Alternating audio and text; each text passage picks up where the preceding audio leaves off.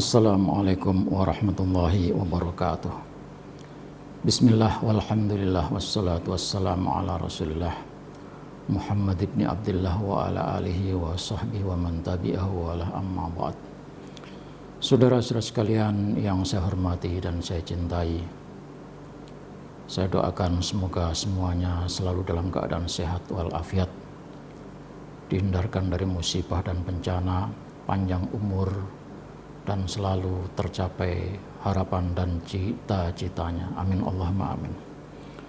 Saudara sekalian yang saya hormati, Rasulullah Sallallahu Alaihi Wasallam dihadirkan oleh Allah Subhanahu Wa Taala ke dunia untuk membangun peradaban, mengubah situasi dari zaman jahiliyah ke zaman madaniyah, dari zaman kegelapan menuju zaman terang benderang, minadz-dzulumati ilan nur. Untuk membangun peradaban itu, Allah Subhanahu wa Ta'ala turunkan ayat-ayat kepada Rasulullah, dan kumpulan ayat-ayat itu nanti menjadi nas yang kita sebut nas Al-Quran. Kemudian untuk menjelaskan, menjawab tantangan-tantangan, pertanyaan-pertanyaan dan permasalahan yang muncul di saat itu, kalau tidak turun ayat Al-Quran, maka Rasulullah melakukan ijtihad, dan ijtihad itulah yang kita sebut namanya hadis-hadis Rasulullah Sallallahu Alaihi Wasallam. Maka ketika kini Rasulullah Sallallahu Alaihi Wasallam sudah tidak ada di antara kita, Rasulullah telah meninggalkan jejak peradaban yang sangat agung, yaitu kumpulan nas ayat-ayat suci Al-Quran dan nas hadis-hadis Rasulullah Sallallahu Alaihi Wasallam. Nas ayat-ayat dan nas hadis-hadis itu yang berbicara tentang hukum syariat Islam sebetulnya tidak banyak. Ada ayat-ayat khusus, hadis-hadis khusus yang jumlahnya tidak banyak, dan itu nanti akan dibicarakan oleh para ulama. Pemirsa yang dirahmati Allah, kalau kita melihat nas yang ditinggalkan oleh Rasulullah SAW, maka nas itu ada beberapa macam. Qala al-musannifu rahimahullah ta'ala, anwa'ul ahkamil lati ishtamalat alaiha hadan nusus, macam-macam hukum yang dikandung oleh nas Al-Quran maupun Al-Hadis tadi, ala wajhin am, secara umum, tangkosimu ala salasati aksam, dibagi menjadi 3 bagian. Jadi sekumpulan nas Al-Quran dan Al-Hadis itu menjelaskan tentang hukum secara umum ada 3 bagian. Al-Qismul Awal, bagian yang pertama, ahkamun i'tiqadiyah tata'allaqu bil iman. Yang pertama adalah nas yang menjelaskan hukum-hukum keyakinan, kepercayaan, hukum-hukum yang ada kaitannya dengan keimanan billahi kepada Allah, wa malaikatihi dan kepada malaikat Allah, wa kutubihi dan kitab-kitab Allah, wa rusulihi dan rasul-rasul Allah, wal yaumil akhir dan pada hari kiamat. Jadi ayat-ayat yang berbicara tentang hukum secara khusus yang ada di dalam sekian banyak nas yang terkumpul tadi ada 3 macam, dibagi menjadi 3 macam. Yang pertama adalah nas yang berbicara tentang hukum-hukum yang berkaitan dengan iktikad, kepercayaan, keyakinan, keimanan kepada Allah, kepada malaikat, kepada kitab-kitab yang diturunkan Allah, kepada rasul-rasul yang diutus oleh Allah, dan hari kiamat. Jadi bagian satu khusus tadi Al-Quran Nas itu dibagi menjadi 3. Yang pertama menjelaskan berkaitan dengan keimanan. Yang disebutkan tadi adalah iman kepada Allah, iman kepada malaikat, kepada rasul, kepada rasul dan nabi, pada kitab dan hari kiamat, termasuk qada dan qadar. Itu yang pertama. Wal qismus tsani, dan bagian yang kedua, ahkamun khuluqiyah, hukum-hukum tentang akhlak, tata'allaku bil fadhail, yang berhubungan dengan keutamaan-keutamaan, allati yajibu alal insani ayyatahalla biha, yang wajib dijadikan sebagai hiasan bagi manusia.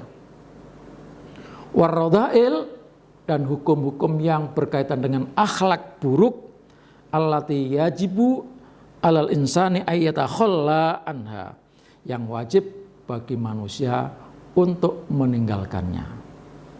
Itu bagian yang kedua. Bagian yang pertama, hukum-hukum tadi berbicara tentang, membahas tentang keimanan. Yang kedua, hukum-hukum yang berkaitan dengan akhlak. Akhlak yang baik yang harus dilaksanakan, akhlak yang utama yang harus dijadikan hiasan oleh manusia, dan akhlak buruk, jelek yang harus ditinggalkan oleh manusia.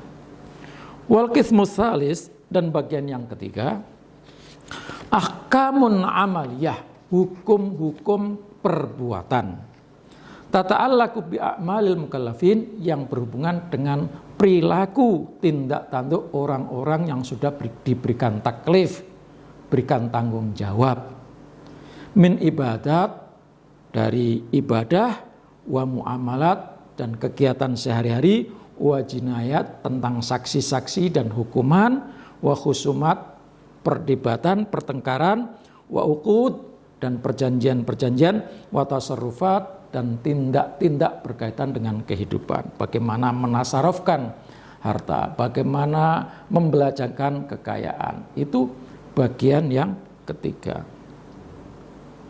Saya ulang lagi, hukum-hukum khusus yang disampaikan, yang dibawa oleh Rasulullah,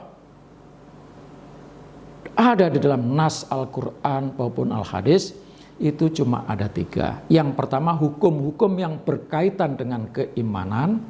Yang kedua, hukum yang berkaitan dengan akhlak. Dan yang ketiga, hukum yang berkaitan dengan ibadah, apa yang mesti dilakukan oleh umat manusia. Fa amman nau'ul awal fa huwa asasuddin. Adapun macam yang pertama, dia merupakan dasar agama. Jadi keimanan itu adalah dasar pondasi agama. Wa amman nau'tsani, adapun macam yang kedua, fa huwa mukammilu hadzal asas wa mutammimuhu, yaitu menyempurnakan dasar yang pertama tadi, wa mutammimuhu, dan melengkapkannya, menyempurnakannya. Yang pertama sebagai asas, yaitu keimanan. Yang kedua, akhlak tadi, itu penyempurnaan, bagaimana keimanan itu menjadi sempurna. Itu dibahas di dalam hukum yang kedua, yaitu tentang akhlak tadi. Wa amman nau'us tsalis, adapun macam yang ketiga, fahuwal ahkamul amaliyah, yaitu hukum-hukum perbuatan. Fahadha huwal fiqhu wa huwal murad minal ahkam indal itlaq, yaitu fikih, dan itulah yang dimaksudkan namanya hukum secara mutlak. Jadi jamaah rahimakumullah, hukum yang ada dalam Al-Quran, nas Al-Quran maupun hadis, itu 3 Ayat-ayat yang berbicara tentang hukum, hadis-hadis yang berbicara tentang hukum itu menjadi 3. Pertama, ayat-ayat yang menjelaskan tentang hukum keimanan. Yang kedua, hukum akhlak yang menjelaskan tentang akhlak. Dan yang ketiga, tentang ibadah. Dan ibadah yang ketiga inilah yang dikaji oleh para fuqaha, ulama ahli fikih. Ada yang halal, yang haram, sholat itu seperti apa, zakat itu berapa ukurannya, puasa itu bagaimana. Itulah bagian yang ketiga yang dikaji, yang didalami secara khusus oleh para fuqaha. Fafil ibadati bi anwa'iha nahwa mi'ah wa arba'ina ayah. Secara umum, ayat Al-Quran yang berbicara tentang ibadah dengan segala macamnya itu cuma ada 140 ayat. Bayangkan, dari sekian banyak ayat-ayat Al-Quran itu yang berbicara tentang ibadah itu hanya 140 ayat. Wa fil akhwali syakhsiyah min zawajin wa tolakin wa irsatin wa irsin wa wasiyatin wa hajarin wa ghairihuma nahwa sab'ina ayah. Nas Al-Quran yang berbicara tentang perilaku individu, ya, nikah, cerai, warisan, pesan-pesan, wasiat, pencegahan bagi anak yang belum mampu untuk menasarafkan hartanya, dan lain-lainnya, itu cuma ada sekitar 70 ayat.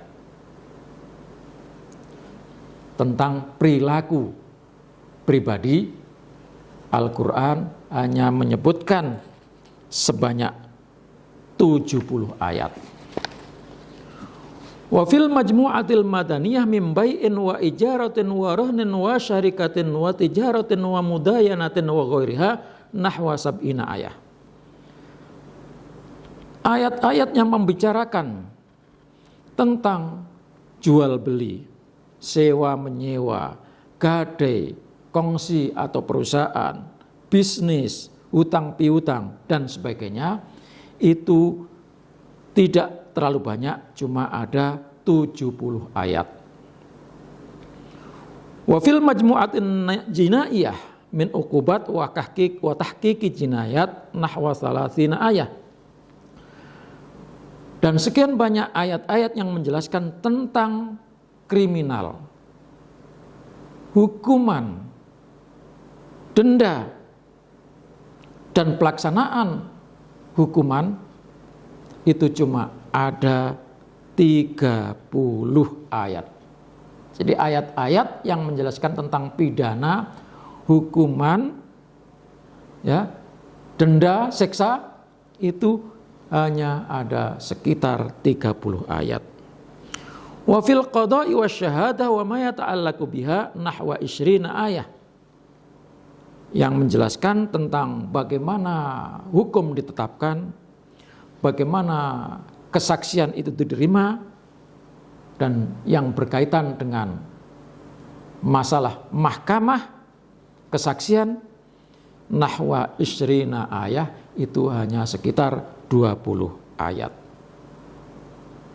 Jadi jamaah rahimahullah, tidak banyak ayat-ayat yang menjelaskan tentang hukum-hukum yang dikaji oleh fikih, amaliyah sehari-hari. Oleh sebab itu, maka diperlukan adanya ijtihad. Dari sekian banyak ayat yang lainnya, itu menyempurnakan dan menguatkan.